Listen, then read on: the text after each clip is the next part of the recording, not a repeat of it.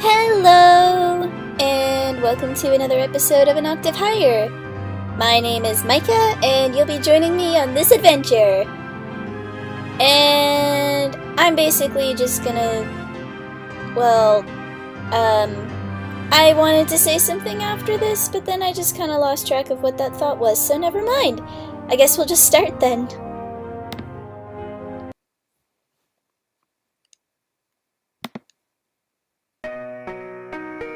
It's hard to see anything in the dark alley at night, and Elise told me to refrain from using illumination magic. With my clothes and impeccable grammar, I stick out enough here as it is. Yeah, that's true. You don't need to be showing off your magic tricks in the Proles district, because, yeah, that's a little disrespectful, I would say. Elise talks to people on the street. They tell her that they haven't seen a bourgeois today except me, but some of them remember seeing a bourgeois in very expensive-looking getup yesterday around sundown. We asked them where this person went. Unfortunately, none of them seem to know. A group of pros tells us that they saw Frederic go into a certain alley, but later someone else says she saw him come out of that same alley. Either they're misremembering, or Frederic was walking the streets randomly. Following whatever clues we could gather from the locals, we inch our way from muddy street to muddy street, gloomy alley to gloomy alley, farther and farther away from the factory where we last saw Frederic. The prole's friendliness fades away with the light. Even Elise is now looked at with contempt and envy. In this neighborhood, many of these people seem to be even worse off than factory workers. Very few of those who are willing to talk anymore remember seeing Frederic. It's almost as if he had suddenly vanished. Finally, we find someone who gives us a clear answer. Oh, that rich bourgeois? Ha! Nasty fella he was. Rude and foul-mouthed. There's no mistake. That's Frederic, all right. I only asked him if he was fine, 'cause he was shambling like the walking dead. You should have seen him! Oh, he was tipsy rascal, to be sure. His face were as white as a sheet. I thought he were sick. So I asked him if he were fine, but damn if the kid didn't pick a fight with me. Used him some magic, too, so he did. Had I some mana myself, and I nullified his ego and transformed his nards and sconged into a cooter. The man grits his teeth, his ears red. Do you know where he is now? Oh, he's done for. Little rascal picked a fight with libertines, so he did. I was out for the count, mind, but ain't no chance he'd have made it out of here. With libertines? Why wouldn't he have won? He's pretty good with magic. The man sneers at me as if it were an extremely dumb thing to have asked. 'Cause one of 'em libertines was Hendrix. You don't mess around none. Who is Hendrix? If you don't know, best keep it that way, kid. Please tell us, mister. Please? Elise looks up at the man's face with wide, wistful eyes, blinking a few times. As if charmed by magic, the man's gaze is drawn to Elise's puppy dog eyes. He sighs. Fine. Man by the name of Fyodor Hendrix is the leader of Libertad. He's the liberator, so he is. I want to ask liberate from whom, but decide against it. Where can we find him? Find Hendrix? Yes. Forget it, kid. Don't go looking for trouble, because he'll give it to you in spades, so he will. Please tell us, mister. Please? Get ya home, little ones. You shouldn't be out here at this hour. Elise's puppy dog eyes aren't working anymore, but I suddenly get an idea. Elise, give me your hand. Huh? I take Elise's delicate hand and look at it, and hold it in mine. Bleh. Can't talk. Hey, why be lovey-dovey all of a sudden? That's fine, though. Just be on your way. I whisper to Elise again. Let your compassion flow. Elise follows my instruction and fills her mana with compassion, focusing it on the palm that's in contact with mine. I do the same with intelligence. Transform on 3. 1, 2, 3. Whoa, what? We both invoke the transform ability at the same time, compassionately and intelligently directing our magic at the proletariat man. The simple charm only makes someone temporarily like you instead of directly manipulating your mind, but if they like you, they're more inclined to help you. I can't normally cast this spell because I'm not gifted in compassion, but together Elise and I can. Huh? Elise, do the puppy dog eyes again. Huh? Puppy? Elise cocks her head while staring confusedly at me. Ask him about Hendrix again. Okay. Elise looks at the charmed man. Please tell us where to find Hendrix, mister. Please? With her puppy dog eyes. The man is quiet, his eyes unblinking, still dazed and dazzled in a hypnotic state, all emotions gone from his face. His mouth stays momentarily half open until at last it lets out a voice kinder than that with which he spoke before. Fine. Be careful, you hear? You can find Hendrix at Libertad's hideout. It's in the brothel. The brothel? Maison de Beauvoir. It's over there. Just follow the street and then you'll find. I know where it is. Thank you, mister. Shit! You're living in Libertad headquarters! Oh god! Oh no! Not wanting to waste any time, we walk away and head to Maison de Beauvoir. Elise leads the way through a dark alley lit only by oil lamps hung outside some houses. Franz? Elise speaks in a very low, timid voice, her cheeks painted crimson by the light of the oil lamps. It must feel weird to know that the place where you used to live is a criminal hideout. Well, yeah, but Franz... With eyes downcast, she starts to slow down. It's okay, we're just going to find Frederic and get out of there, right? Yeah, but... You're still holding my hand. Oh. I look down. Indeed, I'm still touching Elise's small, nice, and soft, if slightly cold hand. Sorry. I let go as nonchalantly as I can manage. Aww, you two are so cute. Now I want Franz and her to be shipped, and I don't know. Oh my god, I don't know. I don't know which one would be better for her, but I think Franz, because Franz is more of an adult, and he's a really kind person because of it. And Frederic's just kind of a cocky asshole, but like, he's nice too, because he knows when he's really fucked up. But like, he's acting really possessive, so it's like, okay, that's gross, don't do that. Like, I don't know. Ugh. Does she end up with either of them? Because now this has got me curious, because there's like some romantic shit going on, so it's like, okay, she must end up with one of them, right? Right? Why else would there be 6 endings? The building stands tall and bright amid the dead quiet of the slum around it. Sounds of people laughing and mingling on the street combine with sounds of sinful debauchery coming from inside the building. This is the singing voice of Maison de Beauvoir. The vicinity of the building is livelier than other Pearl's places. Who would have guessed that a den of criminals lay hidden in the most conspicuous place in the whole district? Franz, what do we do? Do you know a way in? I mean, besides the front door. Well, there's a back door in the kitchen, but it can only be opened from inside. That's useless. Why don't you just go in as a customer? It does sound like an intriguing idea. No, I'm too attractive. Wait, what? No. Oh, he's joking, I think. No, I'm too attractive. I wouldn't be able to move freely with all the girls fawning over me. No, I don't think you'll have to worry about that. Ouch, that hurt, Elise. But in all seriousness, I can't go in as a customer because they're not going to just let a customer wander around by himself looking for a secret room. Anyway, are there any other ways to get inside? Elise thinks hard with a hand under her chin, her eyes scanning the Mason building.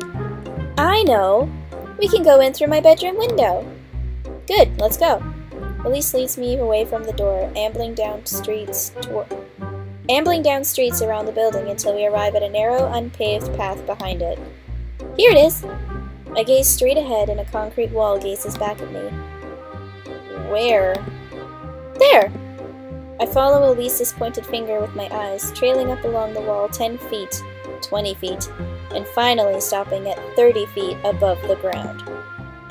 That's the roof. Look closer. Eventually I do indeed notice a small window up there. That's your bedroom? That was my bedroom. I used to think that only rats and spiders lived in the roof. How do we get up there? I was hoping you'd know. Oh, well, of course. I'm the magical scientist, so I must know how to break into hard-to-reach places at night. Yeah, using the power of science! Note to self, teach Elise to recognize sarcasm. Anyway, the window. Lucky for us, I do happen to know the right spell for this. Elise, stand in front of me and relax your body. Okay. With Elise standing in front of me, I extend my arms towards her and open my palms. Franz, you know it looks like you're reaching for... Oh! Elise's body starts to lift slowly, her posture unchanged, her feet no longer in contact with the earth. Obeying my hand's upward motion, wind carries her body up. Steadily and carefully, I levitate Elise to the window. Once she's close enough, she opens the window and enters the attic. Well, at least she didn't lock the window. Using the same spell, I float myself up to the window and enter the attic bedroom. Franz, that was so fun! Wow, so you used to live here? Yep, until 5 days ago I slept in this bed every night. It's filthy. Hey! Sorry. Anyway, where can Libertad... Bleh. Anyway, where can Libertad be hiding? Elise is deep in thought again, her eyes fixed on the ceiling. I can think of a few places. Good, what are they? The kitchen is perfect because you can make grilled cheese sandwich if you're hungry. Okay, good start. Probably not, but let's roll with it. What else have you got? Maybe the bathroom? I used to hide over there when I was small. I don't think the Libertans could all fit in the bathroom, Elise. Good point. Well, there's the basement, but the basement is so dark and scary, you have no idea. I wouldn't hide there. The basement? Yeah, that must be it. They must be hiding in the basement. Huh? Didn't you hear what I said about how dark and scary it was? I did indeed. Show me how to get down there. Okay. We descend a small flight of stairs to the second floor. In the hallway, some girls are chatting and giggling with each other while other girls are entertaining customers. There's so much noise just from the hallways and lobby that we barely even need to whisper. Elise and I are hiding behind the stairs to the attic. We can't go to the basement through the hall. There are too many people. Do you know any other way? No, that's the only way. Don't you know any spell to make us invisible? Unfortunately, I don't. I glance about the massive room. Its walls and floor sparkle under the light. But I happen to know something else. Elise, do you see those lamps? Yeah. Do you know what's inside them? Balls of light. They're summoned by illuminators. That's correct, and we happen to have the magical traits required to summon the light. Faith and compassion. Okay. And how will summoning those balls of light help us get past these people without them knowing? It won't, but what do you think will happen if we nullify instead of summon? Oh, I see! Everything will go dark and we'll be able to slip by in confusion! Let's do it! Well, yeah? I need your hand again, if you don't mind. I extend my hand to her. I don't mind. She takes my hand and her compassion starts flowing and mixing with my faith. We concentrate our mana at the spot where our palms are in contact with each other. On 3. 1, 2, 3. Eee, they're so cute! Suddenly, Mason de Beauvoir is swallowed up by darkness. Everyone panics. Hey, what happened? Why are the lights out? It's already sundown? My wife is waiting at home. Sundown was more than 4 hours ago, silly. Put down that whiskey bottle. Calm down, everyone. An illuminator is on his way. Let's make a run for it. Okay. We quickly go downstairs to the first floor, make our way across the lobby, pass through the kitchen, and find a door somewhere at the back. Beyond the door are more stairs leading down to the dark and apparently scary basement. We descend slowly, careful not to make any noises. The stairs end at a long corridor with doors on both sides. Down here, the sound of shouting, giggling, and moaning from above can hardly be heard. Instead, we can hear other people talking from behind closed doors. Ooh, we found it! We tiptoe very slowly, very quietly, so as not to alert the Libertad members who are standing guard in the dimly lit corridor. The darkness helps to hide us, but even so, we exercise caution, sneaking past the guards only when they look away or leave the corridor. We walk by several doors that hum with chatter, but soon we come across a door behind which comes muffled cries. I try to open the door, but it's locked. Looking up, I see a small trickle vent above it, too small for a person to pass through, but large enough to peek inside the room. Levitation won't work here. Someone would feel the magical aura. Instead, I tell Elise to look out for guards and pull myself up to the vent and peek inside. Oh, there's Frederic! In the otherwise empty room is Frederic, tied to a chair, struggling to free himself. He's gagged, but from the look on his face, he's swearing up a storm. Franz, what do you see inside? Elise asks in a soft whisper, only loud enough for me to hear. Frederic. How is he? Despite some cuts and bruises on his skin and other signs of injury, Frederic looks healthy enough, evident from the blazing fury in his wild eyes.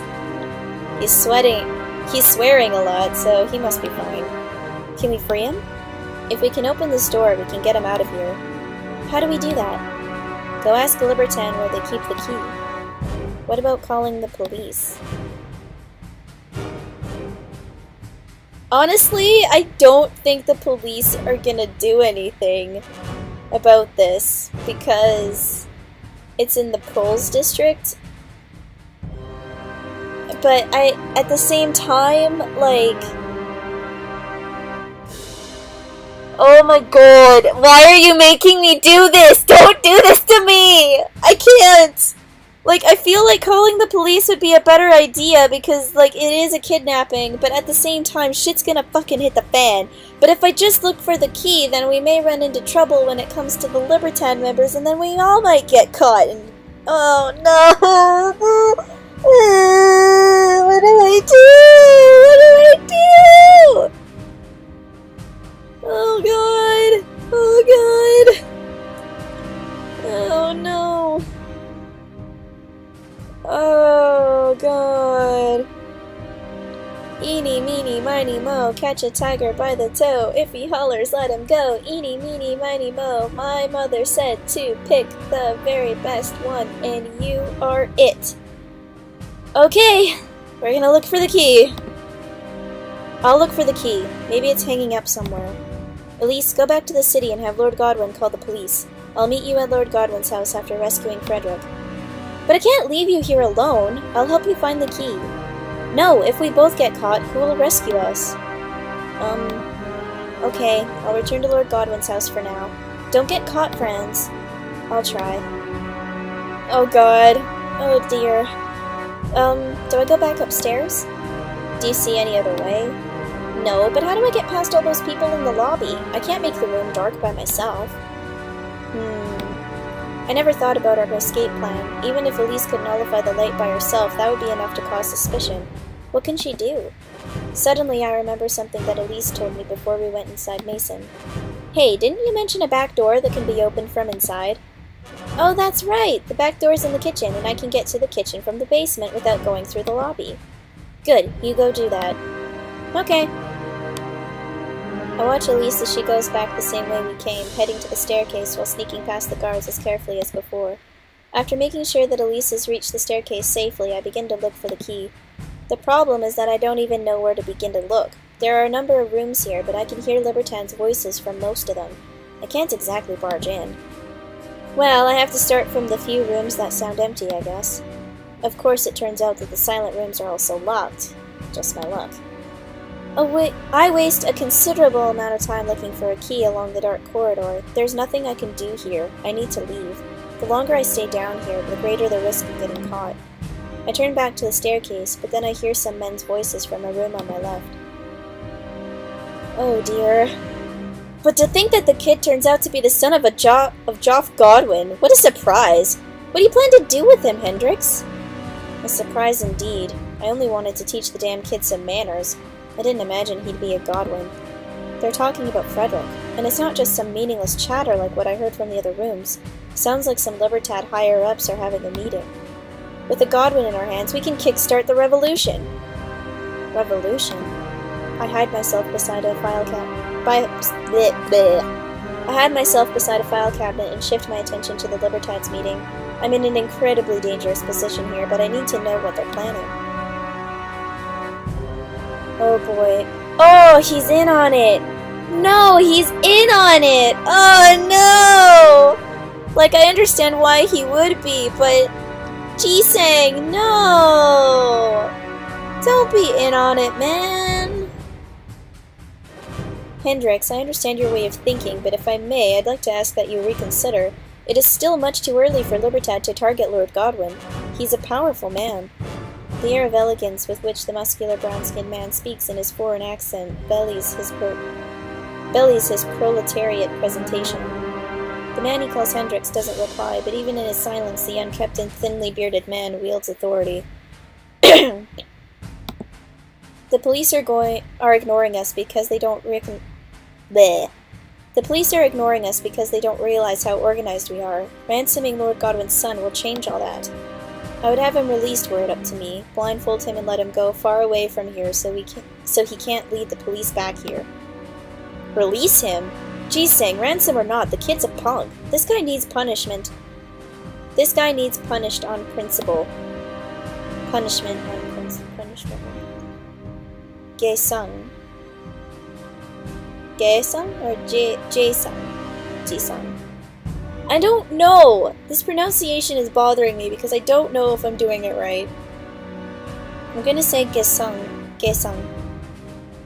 Gae-sung. Where have I heard that name? Instead of Hendrix, another Libertad member has voiced his opinion, but this Gae-sung doesn't pay him any mind. Hendrix is not wise to wait until we enlarge our ranks. Oh. Hendrix, is it not wise to wait until we enlarge our ranks? I respect your opinion, Gae-sung, but the dilemma of time is that everything is always either too early or too late. Starting too early may be bad for us, but it's better than starting too late. The proletariat has been enduring injustice for too long.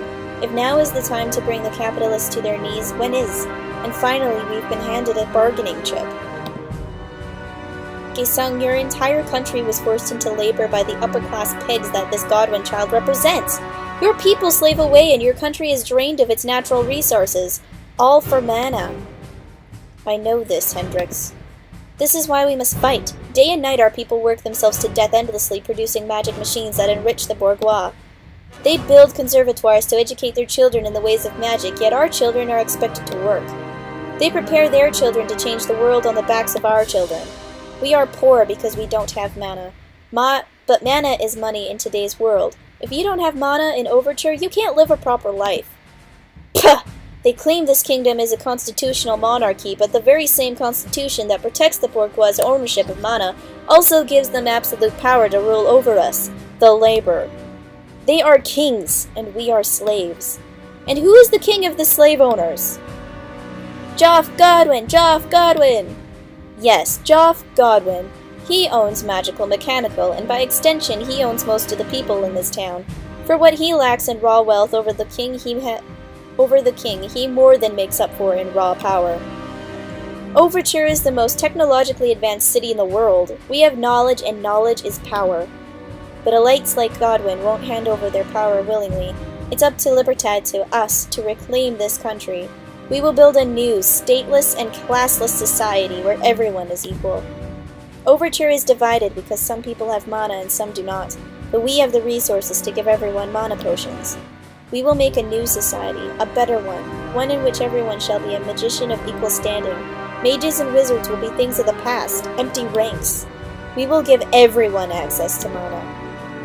When every magician has mana, we will be judged on how much we contribute to society, not by what social class we were born into. That is just. That is equality. And a just social system can only be governed by a just government, a government of, by, and for people. That is our revolution, Gae-sung. It's the same one that we will bring to your homeland once we're successful here. The people's revolution will succeed. Libertad is the people. I have faith in the revolution and the courage to fight for our liberty. So his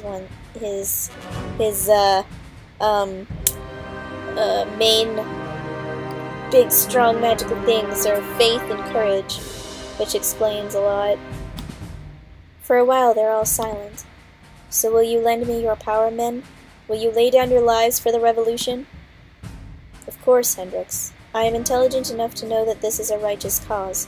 My compassion lies with the proletariat. My power lies with the people.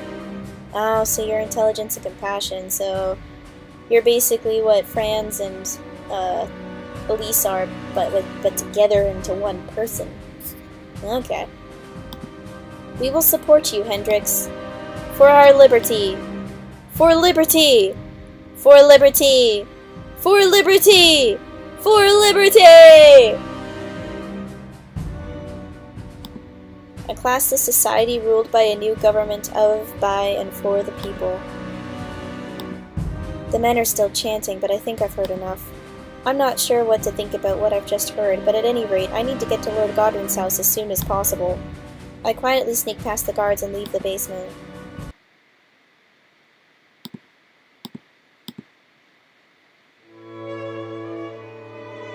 Franz! Franz! Aretha, why are you here? Because Elise told me what you guys were doing. I didn't want to make Aretha and Elena worried, so I stopped by their house to let them know. And then I followed Elise here. Lord Godwin comes forward. Thank you for locating my fool of a son. How was he?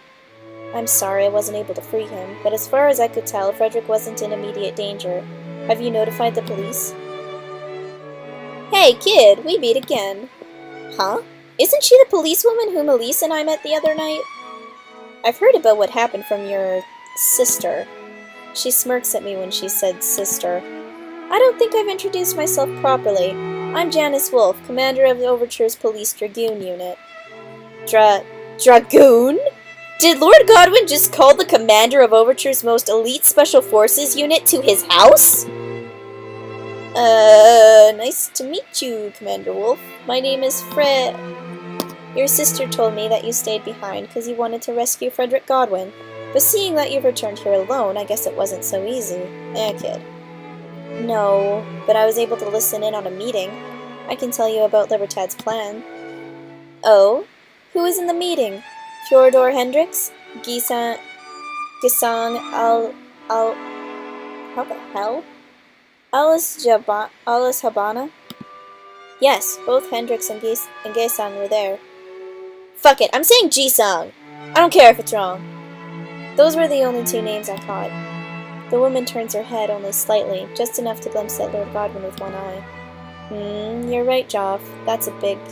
This is a big catch. I wouldn't have called you otherwise. Heh! She looks back at me, her face stern. And what was the meeting about? They were talking about starting a revolution. They want to bring down the monarchy and create a proletariat government. Huh. I knew Libertad was up to no good. They're too organized to be your average circle jerk of mana potion thieves. Joff, I can't use my Dragoon unit without the King's approval, but I'll go gather some boys and commence the operation in 30 minutes. I understand. I'm counting on you, Janice. The Dragoon commander gives the Lord a quick nod and leaves. Lord Godwin turns to the rest of us. Now all of you go home. The police will take care of the rest. Yes, my lord. Let's go, Franz. Yeah, let's go. I'm tired too. Let's go home. No, we're not going home. We're not going home. Huh? We'll go to Maison de Beauvoir. To Maison de Beauvoir! Oh dear. Huh? And chaos is about to ensue. So again, I leave you with the blackness and the dots. And we will come back to this once again at a later date. So yeah, I'll see you guys later. I was gonna say bye, but then I was gonna say signing off at the same time, so... Bye, signing off, my goodbye! Hey guys, and that was an octave higher. If you're interested in checking out the next episode, then just click on the icon on the right-hand side. If you're interested in any of the other games that I have listed here that have very similar storylines that are pretty intricate, I would say to check them out as well. And if you want to subscribe, just click my icon and we're good to go. So yeah, see you later.